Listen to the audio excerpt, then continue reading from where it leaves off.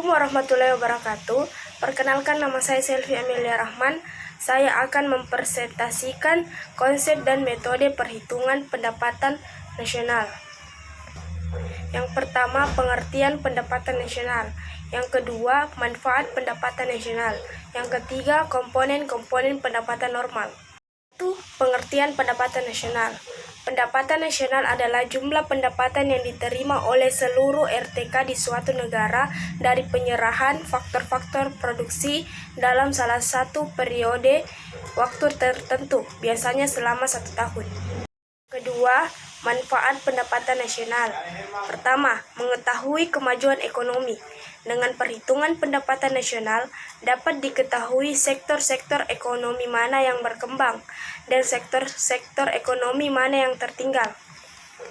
Kedua, mengetahui perbandingan kemajuan perekonomian dengan negara lain. Dengan perbandingan tersebut, pemerintah dapat memicu dalam membangun berbagai sektor ekonomi untuk meningkatkan pendapatan nasionalnya yang masih tertinggal dari negara lain. Yang ketiga, menetapkan kebijakan pembangunan nasional. Dengan perhitungan pendapatan nasional, pemerintah dapat mengambil kebijakan ekonomi untuk memperbaiki sektor ekonomi yang tertinggal. Yang keempat, memberikan informasi bagi investor asing. Jika pendapatan nasional suam negara serasa meningkat, maka para investor asing akan tertarik untuk melakukan investasi. Kelima, mengetahui tingkat kemakmuran. Jika pendapatan nasional suatu negara tinggi, maka tingkat kemakmuran rakyat juga semakin tinggi. 3. Komponen-komponen pendapatan nasional. Yang pertama, produk domestik bruto atau PDB. 2. GUP dengan biaya faktor. 3. Produk domestik bersih atau NDP. 4. Nominal dan GOPFIT. 5. Deviator PDB. 6. Produk nasional bruto atau GNP. 7. GNP dengan harga pasar. 8. GNP dengan biaya faktor. Produk domestik bruto atau PDB, Gross Domestic Product atau GDP, merupakan jumlah produk berupa barang dan yang dihasilkan oleh unit-unit produk di dalam batas wilayah suatu negara atau domestik selama 1 tahun. Selama hasil produk, barang, dan jasa yang dihasilkan oleh perusahaan orang asing yang berpotensi di wilayah negara yang bersangkutan. 2. Produk nasional bruto atau PNB, Gross National Product atau GNP, adalah jumlah seluruh produk, barang, dan jasa suatu negara dalam 1 tahun dalam yang meliputi barang dan jasa yang dihasilkan oleh seluruh warga negara atau nasional, baik berada dalam negeri maupun di luar negeri.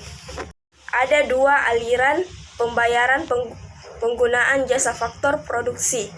Yang pertama, apabila hasil produksi perusahaan asing yang berada di dalam negeri lebih besar dari hasil produksi perusahaan nasional di luar negeri, maka akan terjadi pembayaran penggunaan jasa faktor produksi ke luar negeri. Yang kedua, apabila hasil produksi perusahaan asing yang berada di dalam negeri lebih kecil daripada produksi perusahaan nasional di luar, maka akan terjadi pembayaran ke dalam negeri. Yang ketiga, produk nasional bersih atau Net National Income (NNI) dapat dilihat dari 2 sisi. 1. Dari sisi pendapatan, yaitu diterima oleh masyarakat sebagai pemilik faktor produksi. 2. Dari sisi produksi, yaitu sejumlah nilai bersih barang dan jasa yang dihasilkan oleh suatu negara. 3. Produk nasional neto atau Net National Product atau NNP adalah nilai pasar barang dan jasa yang dihasilkan dalam suatu tahun.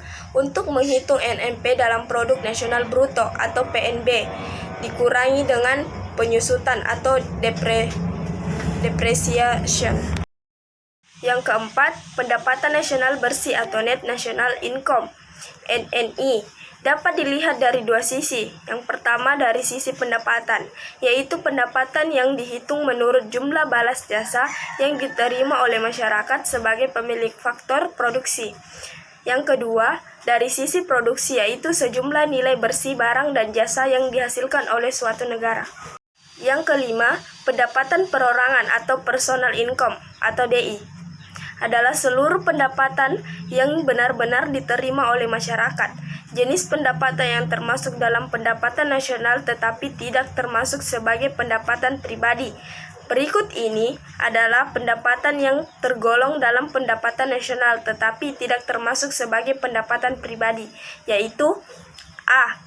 Keuntungan perusahaan yang tidak dibagikan. B. Pajak yang dikenakan pemerintah atas keuntungan perusahaan. C. Kontribusi yang dilakukan oleh perusahaan. Yang keenam, pendapatan bebas atau disposable income atau DI.